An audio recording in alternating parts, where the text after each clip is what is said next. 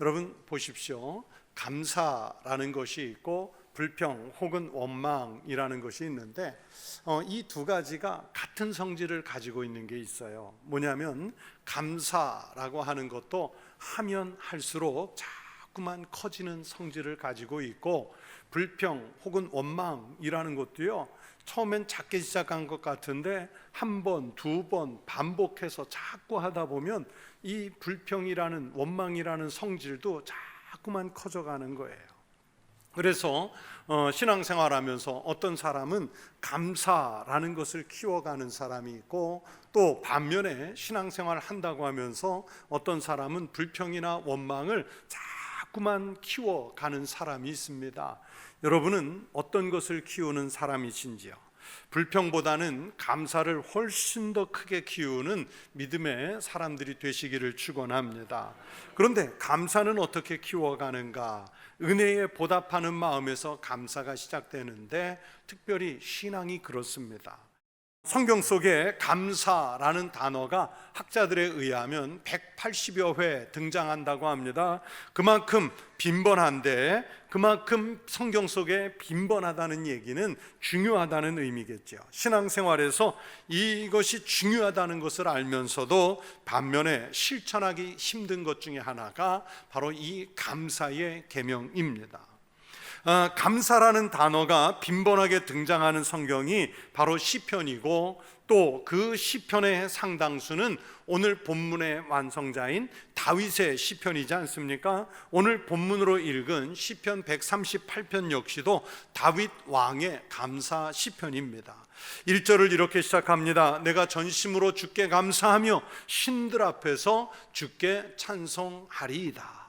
다윗은 이 시편에서 하나님께 감사하며 감사의 결과로서 하나님을 찬양한다고 노래합니다. 여러분, 다윗이 하나님을 찬양하며 감사하는 이유가 무엇일까요?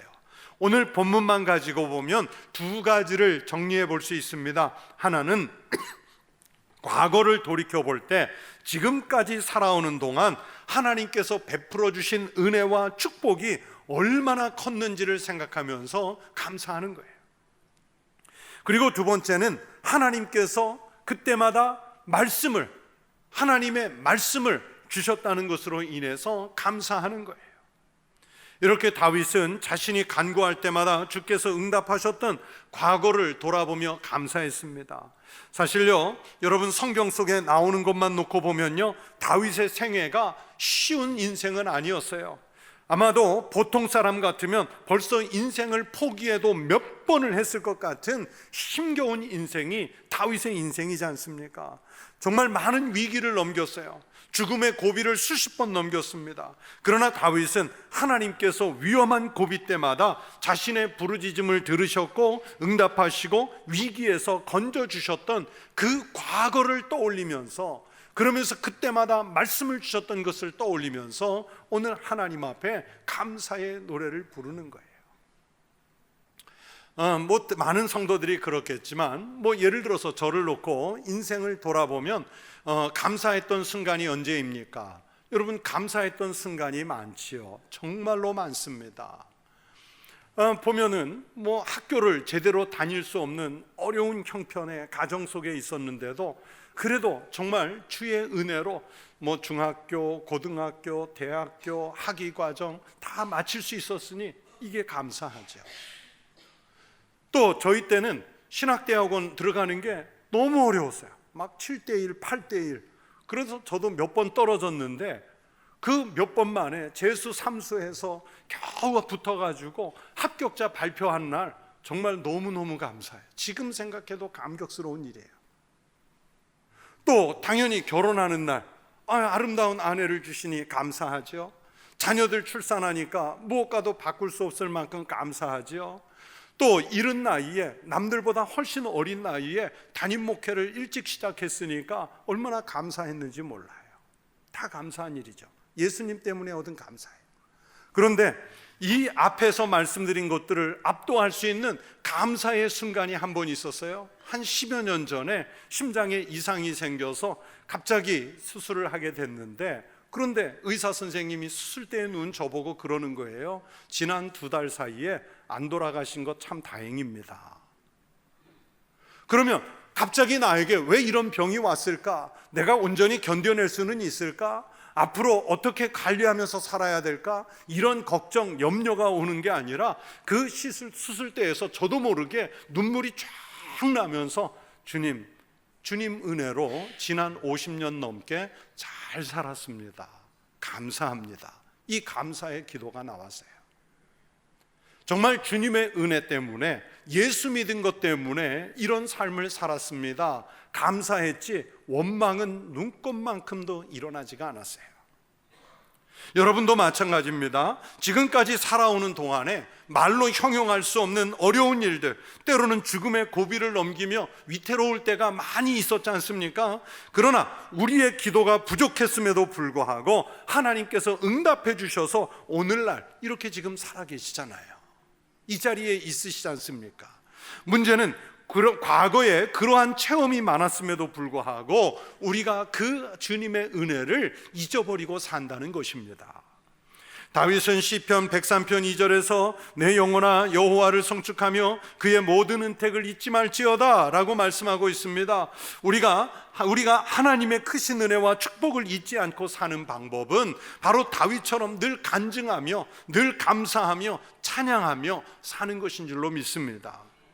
여러분, 이 감사하다는 단어가 성경에 많이 나온다 말씀을 드렸는데, 이 감사라는 단어 히브리어 원문에는 기억한다는 뜻을 가지고 있습니다. 다시 말해서 감사의 뜻은 은혜를 잊지 않고 기억하고 사는 것입니다. 그러므로 은혜의 반대말은 배은망덕이지 않습니까? 이 배은망덕, 은혜를 잊어버리거나 그 은혜를 배신하는 행위를 말해요. 이스라엘 백성들이 항상 원망, 불평이 많았던 것은 바로 은혜를 잊어버리고 그 은혜를 망각했기 때문입니다.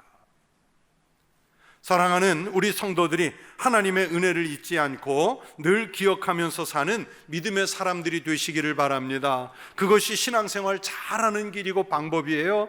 그리고 불안한 세상을 살면서 평안을 얻는 길이 바로 감사하는 마음입니다. 골로새서 3장 15절에서 성경이 말씀하시기를 그리스도의 평강이 너희 마음을 주장하게 하라. 너희는 평강을 위하여 한 몸으로 부르심을 받았나니 너희는 또한 뭐 하는 자가 되라? 감사하는 자. 뭐 하는 자가 되라고요? 감사하는 자가 되라. 평강을 위하여 할 수 있는 최선의 방법이 감사입니다. 감사가 없으면 평강이 없다는 말씀이에요. 감사할 줄 아는 믿음이 있으면 어떤 상황에서도 주님의 평강을 누릴 수 있다는 말씀입니다.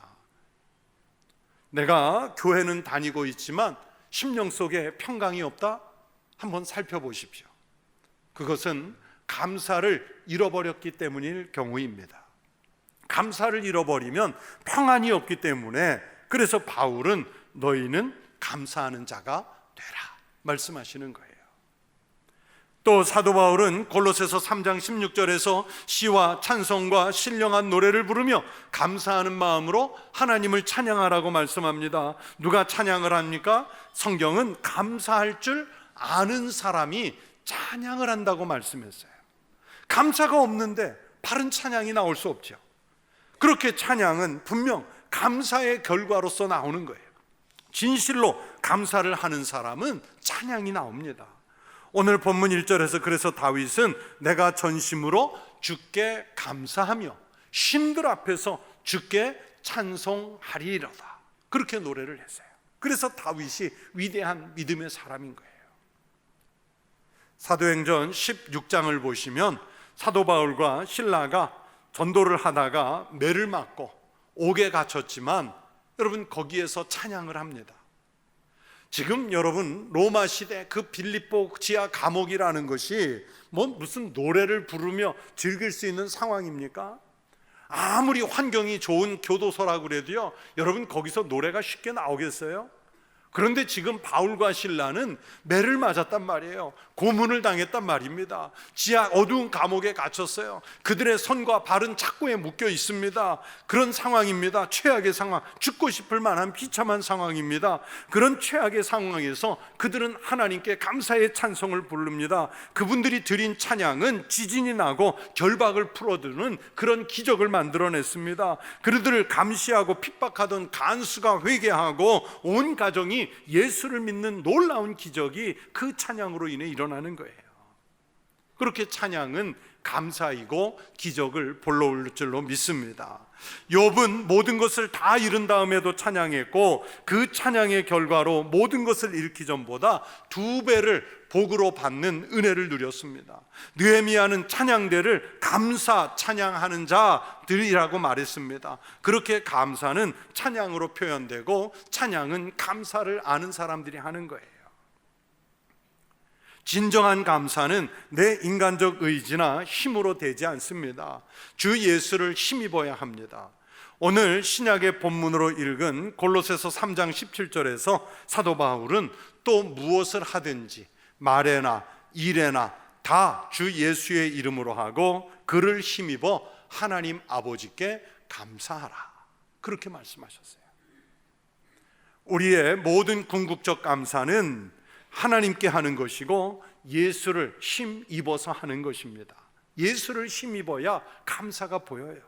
감사하려면 그래서 머리에 의존해서도 아니고 또 자기의 이성의 의지에서도 말고 주님께 의지하는 신앙의 사람이 감사가 나오는 거예요.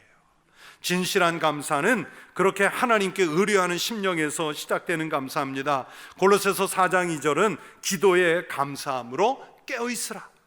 서양 격언에 제일 가르치기 어려운 수학 문제는 미적분 그런 것이 아니라 우리가 받은 축복을 세어보는 문제라 그랬어요. 그만큼 감사를 헤아릴 줄 아는 게 쉬운 일이 아니라는 뜻이고, 감사를 헤아릴 줄 아는 사람이 복 있는 사람이에요. 감사를 헤아릴 줄 모르는 사람은 미련한 사람입니다. 그런데 감사를 우리는 잘 모르고 살아요. 제가 평생 목회하면서 그 사람들이 여행을 많이 오는 관광지죠. 관광지에서 제가 한 2-5번 목회를 해봤지 않습니까? 처음 목사 안수를 받고 부산에서 한 30여 년 전에 이제 부목사로 있었는데, 그 30년 전엔 해외여행이 자유로울 때도 아니고 국내 7, 8월에 집중해서 휴가를 갔지 않습니까? 그런데 요즘처럼 호텔, 민박 이런 데 가는 게 아니라 그 관광지에 휴가 가는 곳에 친구 집, 친척 집이 있으면 거기에 가서 2박 3일, 3박 4일 이렇게 신세를 지는 그런 시대였잖아요. 그런데 한 6월 말쯤 되니까 담임 목사님이 부목사님들 불러놓고 그렇게 말씀하세요. 이제 7, 8월 되면 휴가들을 여기로 여행을 많이 올 거니까 그러면 교회에다가 손님이 오셔서 오늘 교회 빠집니다, 이렇게 이야기하고 손님 온 사람들 섭섭지 않게 잘 안내하라고 목사님이 얘기해 주셨어요. 근데 설마 오면 얼마나 올까 했는데 첫 해에 보니까요 6팀이 와요. 그 중에 친구가 2팀이 오고 친척이 오고 또 예전에 다니던 교회 성도들이 오는데, 그런데 숙소를 안 잡고 집에 와서 2박 3일, 3박 4일 있다 가는 친구들이 있거든요. 가족이 다 와가지고. 그러면 해수욕장 가서 같이 놀아주고 명소 같이 데려가주고 불이 나게 와서 또 집에서 저녁밥 해 먹이고 이러는 거예요. 홍콩에서 목회할 때는요 이제 또 많은 사람들이 여행을 와요. 그런데 제가 전혀 모르는 사람이 올 때도 있어요. 아는 서울에 어떤 그 어르신 목사님이 박 목사님 이번에 누가 홍콩을 여행 간다는데 여행사 안 끼고 가니까 좀 공항에서 안내 좀 해주고 숙소 좀 잡아주고 좀 이렇게 좀 해주실 수 있어요? 그러면 못합니다. 그럴 수 있습니까? 그러면 또 오시면 모셔서 안내해드리고 숙소 잡아드리고 또 관광지 가시 꼭 보셔야 될 곳 데리고 다니고 그러면서 또 소개로 왔으니까 식사도 잘 대접해드리고, 그러면 부산에 왔던 분이든 외국에 왔던 분이든 돌아가면서 꼭 한마디 하죠. 다음에 서울 오시면, 다음에 한국에 오시면 꼭 한번 연락하고 만나시자고. 그런데 막상 와가지고 처음에는 그 말을 믿고요 했어요. 만날 수가 없어요. 만날 수가 없어. 그럼 서운하죠. 본전 생각나죠. 내가 3박 4일간 얼마나 안내를 잘했는데, 비하고 비싼 밥까지 먹였는데 만나주지를 만날 수가 없는 거예요. 그래서 그때 제가 느낀 게 있어요. 이거 가서 함부로 약속할 게 아니다. 저도 이번에 해외 이민교회들 이렇게 자꾸 가보는데, 이번에도요 안식월 기간에도 제가 간 교회에 아무 연락도 없이 갔어요. 주일이 되면 가서 예배를 드리는데 다 목사님 언제 오셨냐고, 무슨 일로 오셨냐고, 미리 연락하고 오시지. 그런데 제가 연락하고 가면 부담되잖아요. 그냥 예배 드려서, 또는 예배 후에 식사 함께 같이 하고 그냥 그러고 왔어요. 다른 데 가셔서 다음에 여기 오시면 꼭 연락하세요, 그 말 하지 마세요. 그냥 가급적이면 신세 안 지는 게 제일 좋습니다. 제가 그러면서 예수님 생각을 했어요. 여러분, 예수님의 은혜를 입고도요 찾아와서 감사하지 않은 사람이 얼마나 많이 있었을까. 예를 들어서 예수님께서 나병 환자 10명을 고쳐주셨을 때 예수님께 돌아와 엎드려 절하며 감사를 표시한 사람이 몇 사람이었습니까? 한 사람이었잖아요. 여기에서 우리가 깨닫게 되는 것은 대부분의 사람들이 감사하는데 그다지 익숙하지 않다는 사실입니다. 감사하는 일에 인색합니다. 진실을 담아서 감사를 표하는 게 쉽지 않습니다. 그러나 이에 반하여 해서는 안 되는 원망과 불평들은 아주 쉽게 말하고 있지요. 구약 성경을 읽다 보면 이스라엘 백성들이 애굽에서 종살이하다가 출애굽해서 광야에서 머문 40년 동안 하루도 거르지 않고 매일매일 하나님께서 얼마나 많은 축복을 베풀어 주시는지 모릅니다. 기적 속에서 살아가는 매일매일이죠. 일용할 양식은 먹여주시고, 반석에서 바위를 쳐서 반석에서 물을 내주시고, 그들이 길을 잃지 않도록 시간을 따라 구름기둥, 불기둥을 열어주시고, 그럼에도 불구하고 이스라엘 백성들은 하나님께 감사와 찬양을 돌리기보다는 늘 원망과 불평의 세월을 살지 않습니까? 우리나라 목사님들에게도 많은 영향을 끼친 일본의 우찌무라 간조라는 목사님이 계세요. 이 우찌무라 간조 목사님이 감사하는 마음이 생기지 않고 메마른 마음을 가지게 되는 것은 저주다라는 설교를 했어요. 여러분, 무슨 사고를 당해서, 무슨 고칠 수 없는 큰 질병을 만나서, 사업이 망해서 이게 저주가 아니라 감사하는 마음 생기지 않고 메마른 마음 가지게 되는 건, 이게 우리 그리스도인들에겐 저주란 말이에요. 이스라엘 백성들은 매일 기적 속에 살면서도 그렇게 감사가 없이 원망만 했기 때문에 그들의 심령이 메마르고 1세대는 여호수아와 갈렙을 제외하고는 아무도 그 가나안 땅에 못 들어가지 않습니까? 그러면서 오늘 성경의 다윗은 극심한 환난과 고통 가운데서도 감사를 할 줄 아는 사람이었습니다. 그 감사 때문에 하나님께서 다윗을 얼마나 많이 사랑하시고 복을 주셨는지 성경이 기록하고 있습니다. 무슨 일을 해도 감사하는 마음이 충만한 사람은 은혜가 충만한 사람으로, 은혜가 충만해지는 그 자체가 축복인 줄로 믿습니다. 왜 그렇습니까? 사람은 감사하는 마음이 있을 때는 더욱 행복해지지만, 감사하는 마음이 없을 때는 불평, 불만이 생기고 마음이 피폐해져서 더욱 불행하게 되기 때문입니다. 이런 글을 읽었습니다. 어두운 사람은 어두운 말로 살고 추한 사람은 더러운 말로 산다. 제가 이 글을 읽으면서 여기에 한마디를 덧붙였습니다. 행복한 사람은 감사한 말로 산다. 상황에 따라서 행복한 것이 아니라 감사할 줄 아는 이가 행복하게 사는 것입니다. 그러면 감사할 줄 아는 사람이 복을 받아요. 또 감사할 줄 아는 사람이 찬양합니다. 그러니까 감사할 줄 알고 찬양을 하고, 그랬더니 복을 받고, 복을 받으니까 감사하고 또 찬양하고, 이 선순환이 이루어지는 거예요. 이게 신앙의 법칙인 줄로 믿습니다. 하나님께서는 이스라엘 백성들이 적어도 1년에 3번 이상은 하나님 앞에 정성껏 준비한 감사의 예물을 가지고 나오도록 규례를 만드셨습니다. 유월절, 그리고 맥추절, 그리고 초막절 또는 장막절입니다. 그 중에 초막절이라고 하는 것이 우리가 가을에 지키는 추수감사주일 같은 것이고요. 그리고 오늘처럼 보리와 밀을 수확한 이후에 지키는 연중 중간에 지키는 맥추감사절이 있습니다. 이 유월절, 맥추절, 초막절 이 세 절기가 되면 이스라엘 백성들은 마음에 있든지 말든지 의무적으로 누구든지 예물을 드리면서 감사의 절기를 지키게 됐습니다. 그것이 민족을 위대하게 만든 거예요. 하지만 마귀는 우리에게서 감사하는 마음을 빼앗아가려고 하죠. 마귀는 우리에게 불평의 조건을 더 크게 보이게 하려고 합니다. 흠을 보게 하려고 합니다. 이것을 이겨낼 수 있는 거룩한 습관이 감사인 줄로 믿습니다. 그래서 성도는 감사하는 습관을 가져야 합니다. 밥을 먹고 나면 언제나 잘 먹었습니다, 고맙습니다, 수고하셨습니다 꼭 인사하시기 바랍니다. 교회 안에서도요, 밥을 먹고 나서 주방에서 봉사하신 분들에게, 권사님, 집사님들에게 감사 인사를 해보십시오. 그분들이 어떤 보상을 받는 것보다 힘을 내시지 않겠습니까? 차량을 안내하거나 또 혹은 교회 청소를 돕는 분들에게 감사 인사를 전해보십시오. 얼마나 아름다운 일입니까?